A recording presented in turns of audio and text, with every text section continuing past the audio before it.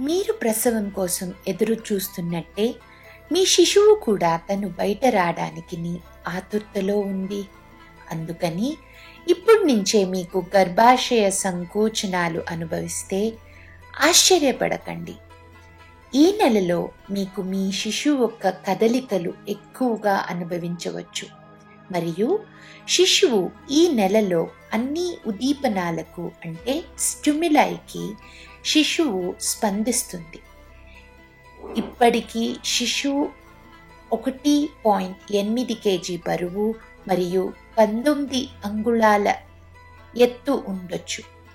ఈ నెలలో శిశువు యొక్క మెదడు పెరుగుతుంది మరియు శిశువు గర్భం యొక్క కిందటి భాగంలో వచ్చి స్థిరపడుతుంది. ఈ నెలలో మీకు మొదటి నెలలో బాధించిన లక్షణాలన్నీ మళ్ళీ రావచ్చు. ఎక్కువ మూత్ర విసర్జనం, తలనొప్పి, అలసట మరియు స్తనాల నొప్పి అన్నీ మళ్ళీ రావచ్చు. అసిడిటీ, ఛాతీ నొప్పి కూడా ఉండొచ్చు.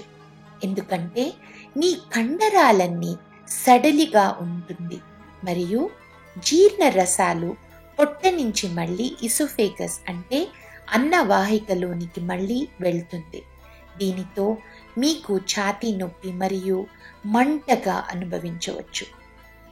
రోజంతా చిన్న పరిమాణంలో కానీ ఎక్కువ సార్లు, అలాగే కొవ్వు పదార్థాలు మరియు కారం పదార్థాల నుంచి దూరం ఉంటే మీకు ఈ కడుపు మంట తక్కువ అవ్వచ్చు.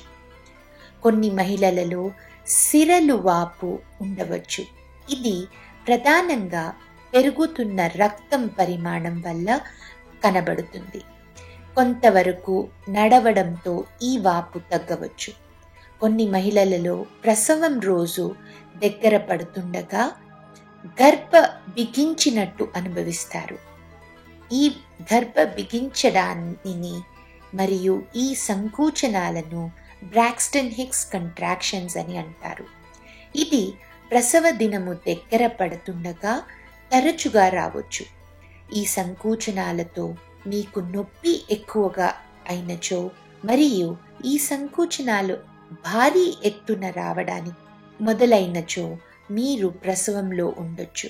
మీ డాక్టర్ని త్వరలో సంపర్కించండి.